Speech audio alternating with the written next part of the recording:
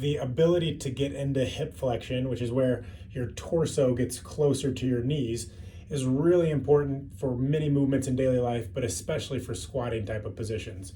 As I go down into the squat, being able to drop my hips down into this position is so important for being able to activate the glutes. Now, the way that we compensate for that is by rounding through our lower back and then really tilting back through the pelvis and the hips. So if you see here, this is me using hip flexion, where my back is still holding that relatively rounded position, or concave curved position like this. If I drop down here, well, this is a good position for hanging out in, but I'm not gonna wanna pick up too many really heavy things from this position, primarily because I've lost the tension in my glutes and the tension in my hamstrings. So as I drop down into hip flexion, that, especially being able to hold that position where I feel a little bit of work in my quads, but I'm loading through the glutes and the hamstrings, that's where I get power from to come up out of that position.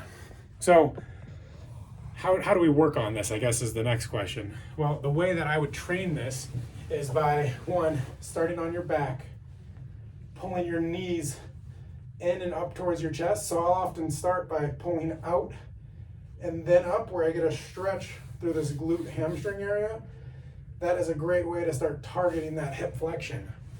Now on the table, if I'm here and I let my back and body round into that position, then I'm not achieving that hip flexion. I'm just really working on the combined low back hip flexion position, which, you know, is okay from a mobility standpoint, but it's not going to make you stronger in the squat.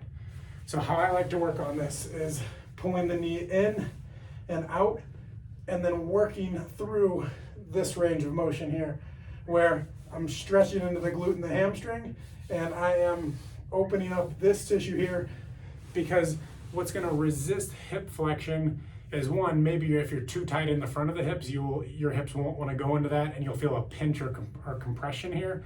But then two is your ability to open up through the glutes and the hamstrings and the adductor muscles, the inner thigh.